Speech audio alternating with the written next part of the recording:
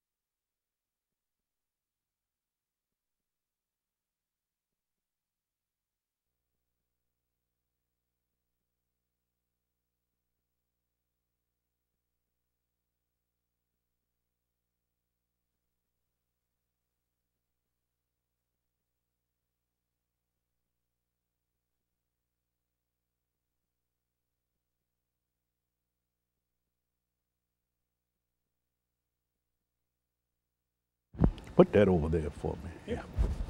Hey, Doc, how you been doing? Well, I think everything's well with me. Everything's well with me. That's good. The second of 5 we have for today, and so I'm out of here. After this, you're done? No, this is the second show. Okay.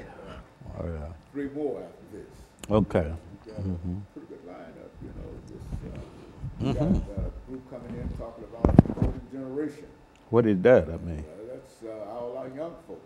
oh, okay. It's called the broken generation. The disconnected generation, yeah. And then we got one dealing with unique gents, which is sort of a mentoring kind of program. Then we've got a group dealing with facets of domestic, of child abuse. Child abuse. You put that in, okay. So child abuse, you're dealing with that too? Child abuse. I've got a couple of ministers coming in. Okay.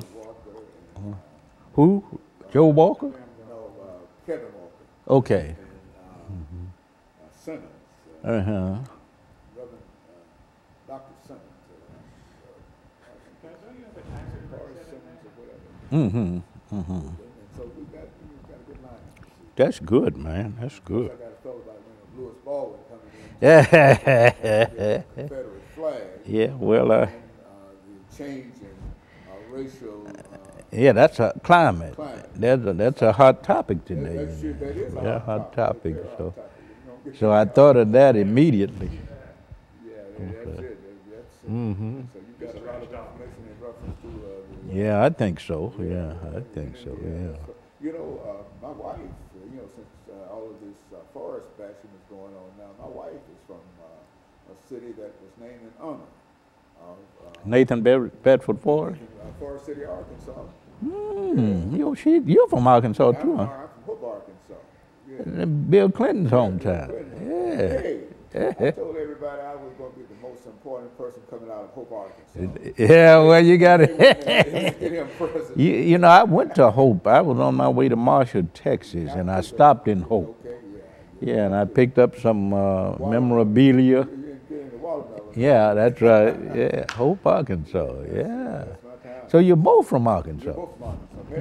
Met in the middle, you know. I'm Yeah. up at, on one end of the state, and she's on another end of the Yeah. state, and we met at Pine Bluff, Arkansas. Well, you know, my wife is from Greenville, Mississippi, which is not far from the Arkansas line. Very good. Yeah, and I'm from Alabama, of course. Yeah. Mm-hmm. Mm-hmm. Yeah, yeah. You got a new cameraman today. Why don't you introduce yourself? Yeah, how you doing, man? Louis Baldwin. Nice to meet you. Great to meet the you. New morning director. Oh, okay, okay. Yeah, so we're trying to get some hot topics for you. Something that would, That makes it make sense. You know, that makes sense. soon after that massacre and the removal of the flag in South Carolina. What's going on out on 65 North? I mean, Highway 65 with. Well, I've been reading some things. I'm not Have you sure. never seen that far? I've seen it. Oh, yes. I go to Birmingham a lot. Yeah, you can't Alabama, and you can't. go It's on the left-hand side. Yeah. Where is that located at? That's right off Harding Place. Yeah, off Harding Place. Yeah, you got Harding Place. Forrest on this horse with all these Confederate flags around him. Yeah. They're talking about, well, that's private property, I think. Yeah, that's. But they're talking about planting trees. I'm not sure that's gonna. I don't think it. You know, ultimately, I think it's what's in the hearts of people. You know, and you got to work on the heart. It's gonna be hard to hide that because it got to have some. I mean, that's way up. You know. Yeah, it's good. Yeah, You have to. Yeah. that's right. Yeah. See, that meant it's gonna have to take that thing down. Mm-hmm. Yep. Take it. Yeah. You heard he's planning on putting it, he's got it on hydraulics. Oh no, yeah. Yeah, that way in case they plant something in front of it, he's You're going to gonna raise it up. Yeah. Oh, I see. So that's the choice, I think. Okay. We've covered it a few times now. It's just gotten more ridiculous yeah. every time. Yeah. I don't think you'll ever be able to get rid of these symbols. But and that's not the most important thing. The most important thing, of course, is to change the hearts of people. And, you know, the symbol will continuously be debated, I think, in terms of what it means, you know. So, yeah. Yeah, we're trying to get rid of the Confederate flag, and I think you got some information in reference to it. Too. Yeah, talk about I think we should History, talk about the origins of it, how it developed as a symbol, and then talk about the Civil Rights Movement, how it was used in that time. That's And then end with where we're going in the future in terms of the debate over this symbol. You see, and I think that's well, a good way to go. yeah, that's the best way to go. You know, you all know since you spent 30 years at Vanderbilt University teaching religious history. Yeah, plus I taught Southern history and Southern religion You all have some idea. Southern religion and culture for almost 30 years at Vanderbilt, and I grew up in the demonstrations. I saw the Confederate flag all the time, as a, you know, as a part of my involvement in the Civil Rights demonstration. Might have a little information. So I know about the history of it, and yeah. What did they say? It takes 10,000 hours to make you an expert on something? Say that again. It's 10,000 hours to make you an expert on something? Well, I guess so. 30 years might have gotten you on the Well, 30 years, and I'm almost 66 now, but Born in it. yeah, when I was a student demonstrator, Confederate flag was a persistent symbol. We saw it all the time, and I'm sure you saw it in Arkansas. Oh yeah. As a matter of fact, it's part of our flag. Yeah. In Arkansas. The Klan used to have a Christmas rally. I don't know if they had it in Arkansas.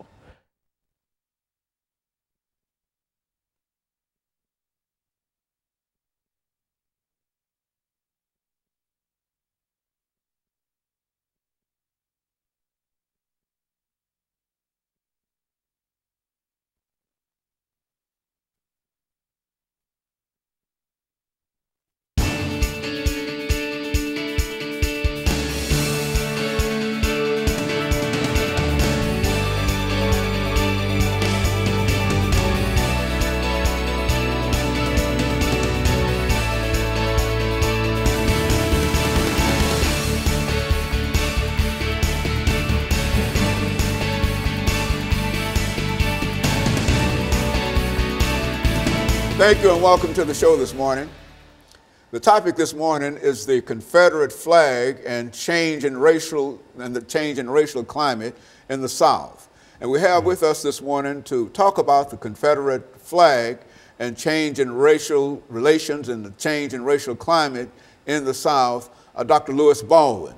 Dr. Baldwin, let me welcome you to the show this morning. And, thank you. I don't think we have to say that much about who you are to members of our audience this morning. You've been with us, since the very beginning. About 30 years. About 30 years. Yes, and you've been right here, and we've been through all of these various topics together, everything from James Earl Ray, the assassination of Dr. Martin Luther King, and just about every topic. And Malcolm X. And about anything that you can mention dealing with the American experience. That's right. And I want to thank you for that. Thank you so much. But before we do that, Dr. Baldwin, let's have you to give our audience some information about your background, your education, and some of your experiences during this first 6 minutes. Okay. And then we'll talk about the Confederate flag after we come back during the second segment. Well, I grew up in a little town called Camden, Alabama, the Black Belt, Wilcox County, Alabama, in the 1940s, 50s, 60s. And during that particular time, I was exposed very much to Jim Crow and the Confederate flag as a symbol. I graduated from high school in Camden in 1967.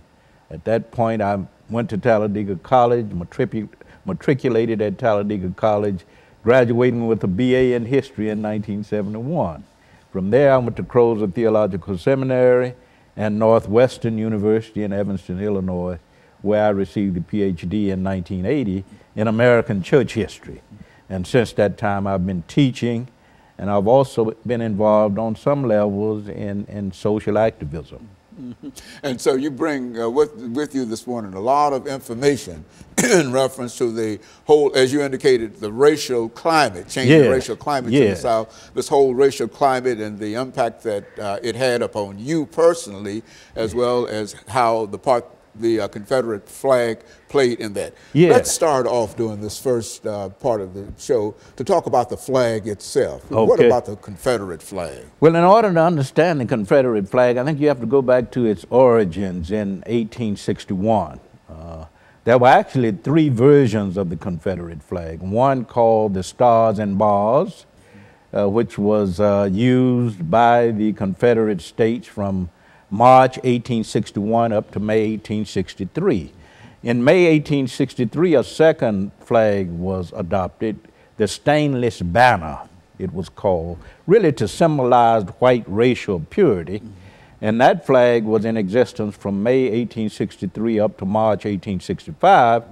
At that point, a third flag was of course adopted, called the Bloodstained Banner, to symbolize the sacrifice that was being made by Southern troops in the Civil War. And we know that the Confederate flag was intimately connected to the beginnings of the Civil War and also to the Southern dependence on slave labor, economic dependence on slave labor. So I think we have to understand the Confederate flag in those terms. But interestingly enough, when Robert E. Lee surrendered to Ulysses S. Grant, General Grant, at Appomattox in April 1865, Lee felt then that the effort to create a separate political nation or a confederacy on the part of the South was a lost cause.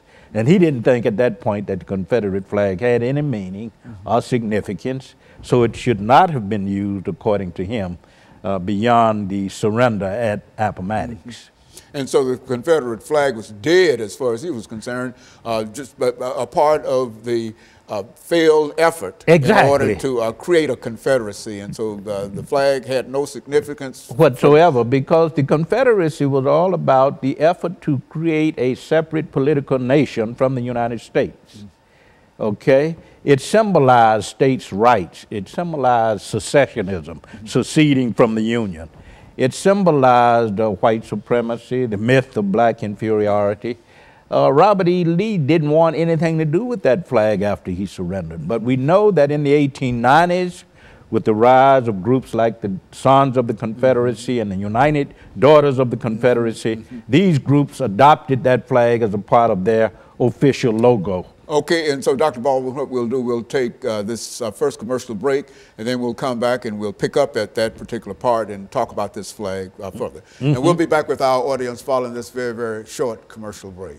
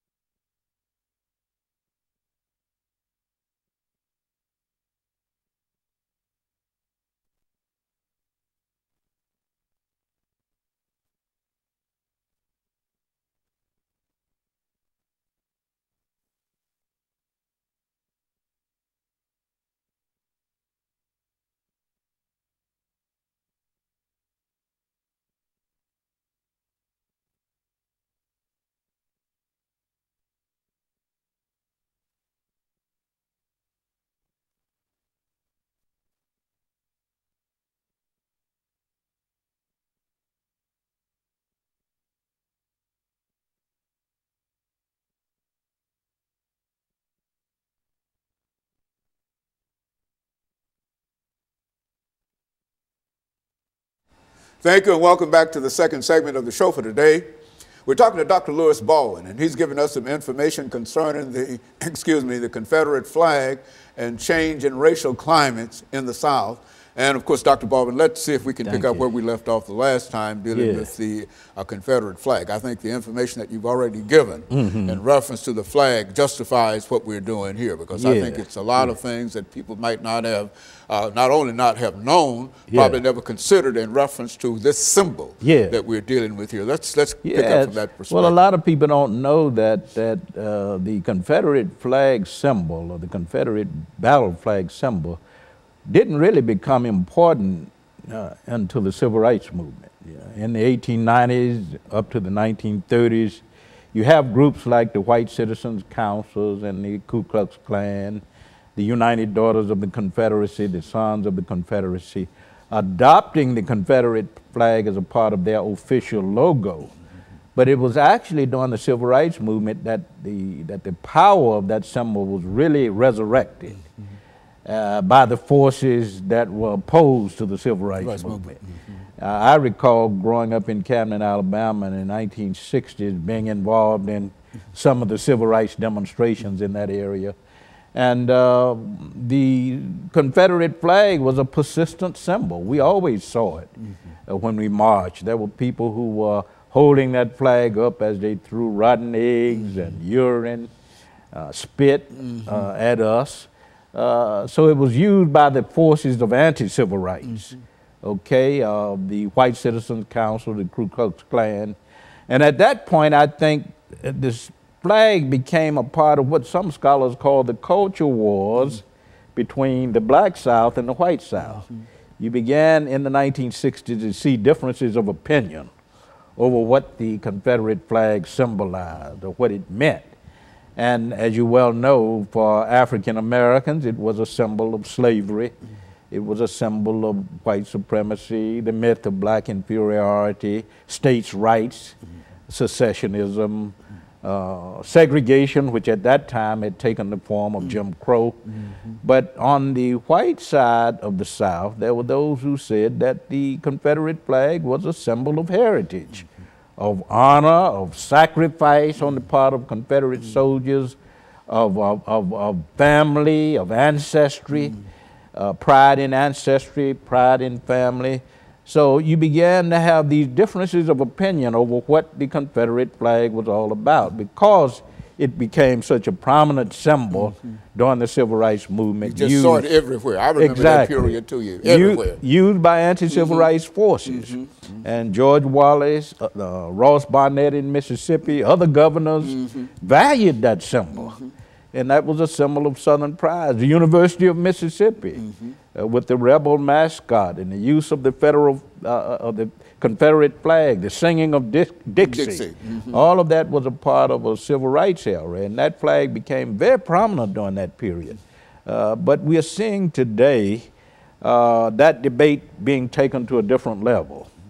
With the massacre in South Carolina, the Emanuel 9 being killed, and the decision of Governor Nikki Haley in South Carolina to remove the Confederate flag, to sign a flag removal bill a week or so ago. Governor Robert Bentley in Alabama taking the Confederate flag down. Biloxi, Mississippi taking down Confederate flags, even though the state of Mississippi had made a decision. But I think we've seen something, we're seeing something take place now with regard to the Confederate flag, and I think it will escalate in the future. There's a debate, continuing debate, and of course those who support the Confederate flag, they are beginning